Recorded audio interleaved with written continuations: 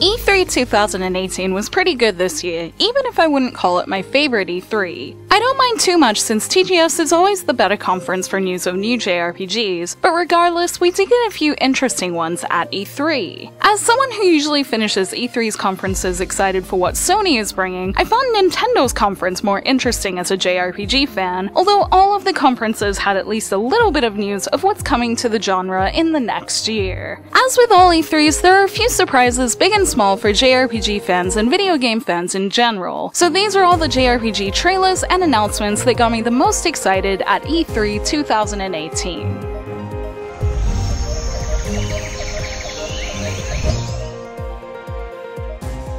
As one of the biggest new JRPG announcements of E3 2018, Tales of Vesperia Definitive Edition was announced on the Xbox stage as coming to consoles in winter this year, with new characters released in the West for the first time. The trailer looks great, especially when compared to clips from the original Tales of Vesperia gameplay from 10 years ago, and as someone who's been wanting to fix my lack of experience with the Tales series, this seems like a good way to do it. My only experience with Tales of Vesperia so far has been in the smartphone game Tales of the Rays, where I got the main protagonist Yuri in my party and liked him as a character, so I look forward to getting to know this game that many JRPG fans seem particularly fond of when it comes out.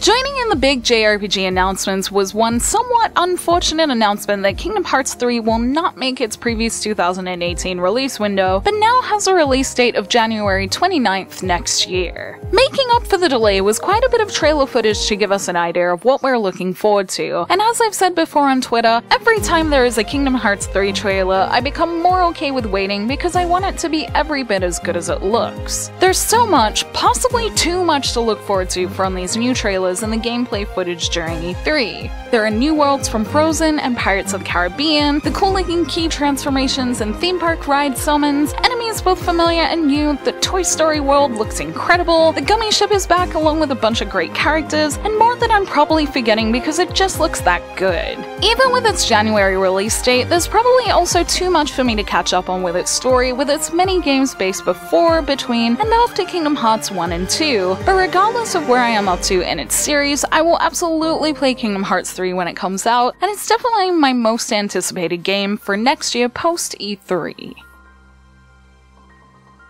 While most people were probably hoping for a big, proper JRPG announcement for E3, my personal prayers were answered as the Persona dance games for Persona 3 and Persona 5 finally got localization announcements. With the new localized titles, Persona 5 Dancing in Starlight and Persona 3 Dancing in Moonlight are due out early 2019 in English, and I can't wait for more people to try these fun dance games. I've been playing both Persona dance games in Japanese recently. I've already reviewed the Persona 5 one, which I'll link below, and as a fan of Persona 4 Dancing All Night, I love these new additions with their fantastic remixes and tracks from already great soundtracks, and more fun moments with both wonderful casts. Hopefully they'll announce a more solid date sometime soon, but I'm just happy to hear they're coming at all so that everyone can play this great rhythm spin-off game.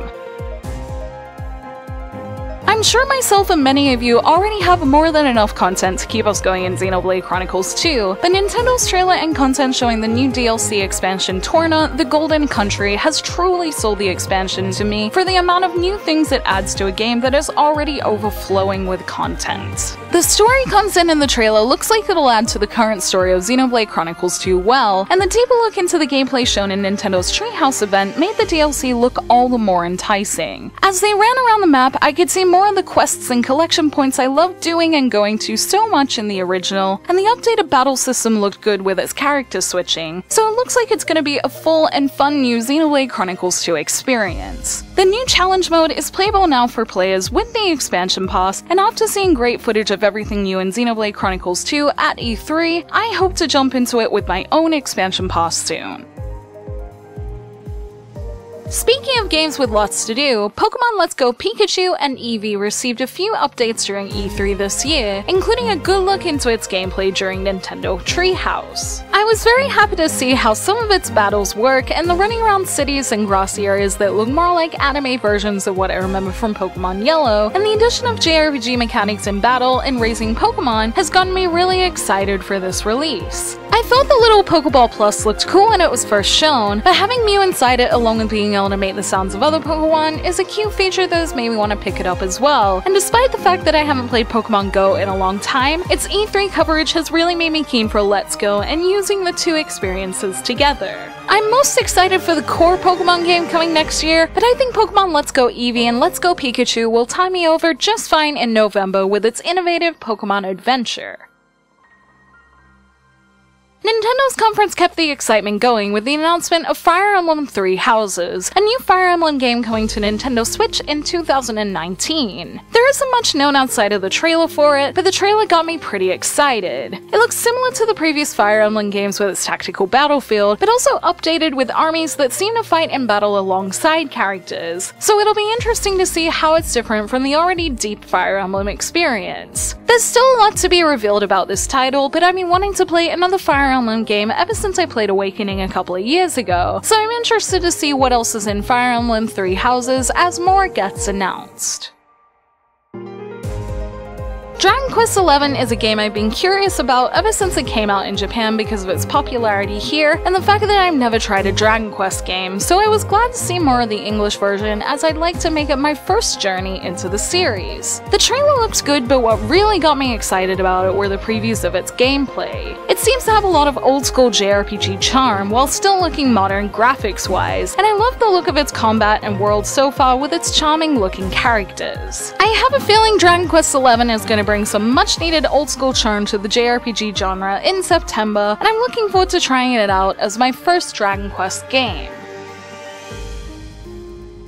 Octopath Traveler was one of those great E3 mentions that involved having something to play almost immediately, and that was its new demo that came out towards the end of E3. I haven't had a chance to play the demo yet, but I did watch the character trailer along with the Nintendo Treehouse footage of it, where they looked at some of the characters in more detail, and I'm interested in seeing more of the newly revealed characters that all look very different in terms of story. In saying that, I played mostly as Primrose in the first demo, and she still stood out to me most in the character trailer, so I seem to be torn between playing her, Honnet, or Therion right now, especially after seeing Honnet's monster capturing in the Treehouse footage. I hope the demo makes this choice clearer for me, but in any case I'm glad that Octopath Traveler got some attention in Nintendo's main conference, and look forward to playing it soon both in its demo and next month. E3 2018 had some good, bigger trailers and announcements, but there were also some JRPGs, including some of my favorites, that got some smaller announcements and previews. Code Vein showed some gameplay to media outlets while also revealing its release date just before E3. The World Ends With You got a quick mini announcement in Nintendo's conference that it will be coming to the Switch this fall. Along with showing a great trailer for Yakuza Kiwami 2, Yakuza 0 and Kiwami will be making their way to PC with uncapped frame rates. The wonderful Nier Automata will be coming to Xbox One this month in its Become as Gods edition. Shining Resonance Refrain quietly released a demo during E3 that can help you make your decision between buying it or Octopath Traveler next month. And Valkyria Chronicles 4 got a nice new trailer showcasing some of its localization that we'll see more of when it comes out in the fall.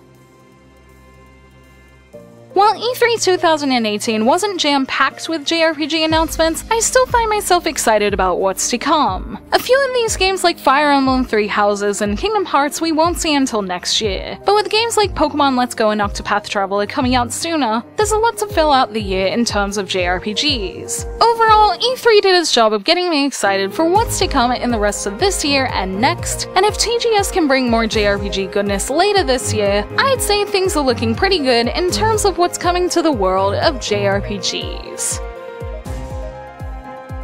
Thank you for watching this video. Let me know in the comments below what you are most excited by in E3 this year, and what you thought they were missing or what surprised you. You can like this video if you enjoyed it, subscribe to my channel for more JRPG content like this, and ring that bell to get notifications on whenever I post so you don't miss a thing. You can check out more videos here, or check out the blog at jrpgjungle.com where I do everything I do here, but in written form. And you can find me on social media on Twitter, Facebook, and Instagram, all at jrpgjungle. Those links will be in the description below, along with links to where you can pre-order or buy or download a lot of the games in this video. Until next time, thank you, bye!